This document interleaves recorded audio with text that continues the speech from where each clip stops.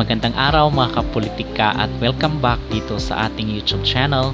In this video is magbibigay pa rin po tayo ng update dito sa mga kaganapan sa Miss Universe 2024 sa Mexico. Kasi ngayon lang po is merong update dito sa social media na kung saan makikita natin na niyakap ni Anja Crotatip itong ating pambato na si Chelsea Manalo. So ating pag-uusapan kung talaga nga bang sa tingin natin yung ating personal na pananaw ay genuine or sincere itong ipinakita ni Anja Crotatip dito sa ating pambato, at atin rin pong pag-uusapan itong isang Pinoy na maging judge dito sa kailang beauty pageant. Pero bago ang lahat ay huwag kalimutang mag-like at mag-subscribe na rin kayo para updated kayo sa ating mga latest issue.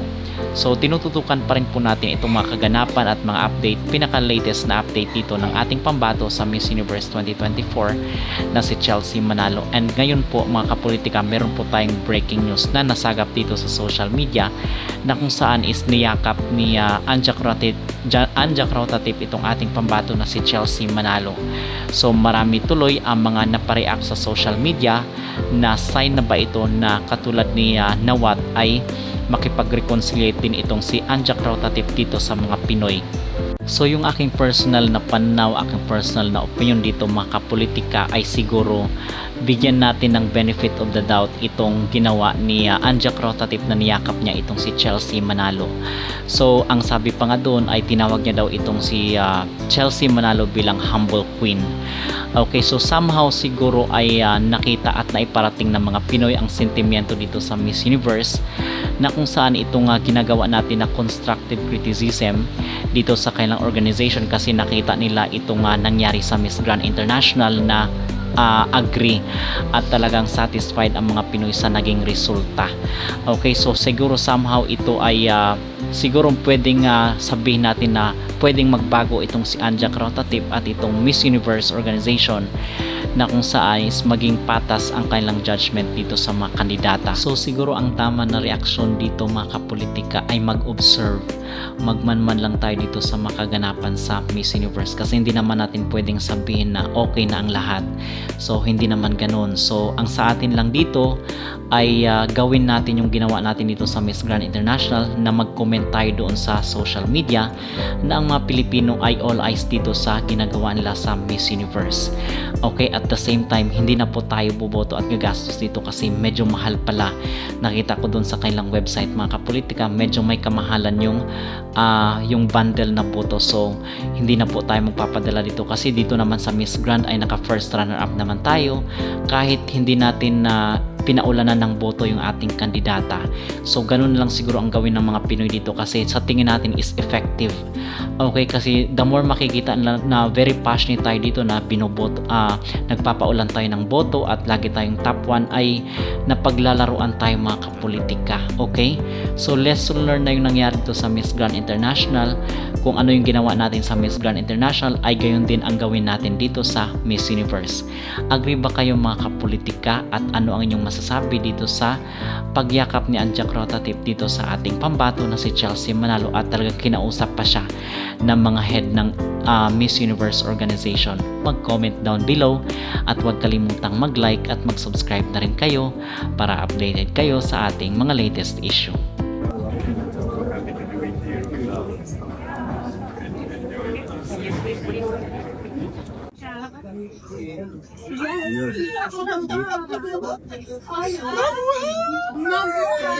Wow, you know why? Are you really?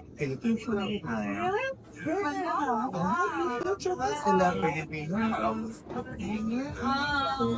Love you.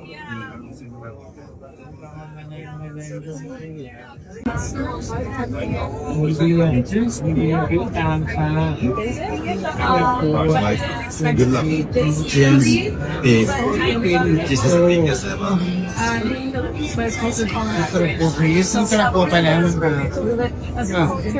Yes. So I got more excited. Actually, yes, they have been so strong. So, looked right there and then I saw you there was like a curve. But yeah, so beautiful. What's the most beautiful thing of you? Because you're really, we are so proud of you. So proud of you. Last year, you did beautiful. Yeah. And this year, we are so proud of you. This is not myself. That's right. She's so proud. And we all feel proud of you. Love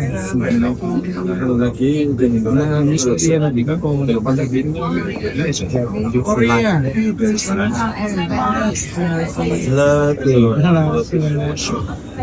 I love you. Thank you for the message. I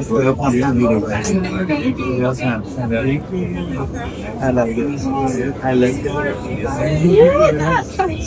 Thank you. Chelsea! Hi everyone! Hi! How was it finally meeting Kun An?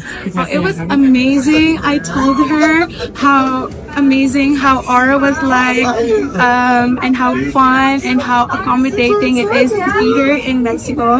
I just told her it's my dream to visit Mexico, but the weather is pretty chilly here, and I'm a Filipino woman, so I love the tropical country. So I think I'll still get used to it. Baka makita niyo ako mostly in coats next time. She said you're a humble queen now. How do you feel about that? She said I was a humble queen, but I had to honor, of course, my family, the culture that I was brought up to, and the family, the Filipino. That's how we are as Filipinos. We always strive power with who we are, and that's being humble. You can be humble, but you can still be powerful. That's who we are. Salamat, Filipinas! I'll see you guys. Mabuhay! See you. Chelsea, picturean ka lang namin. Okay lang.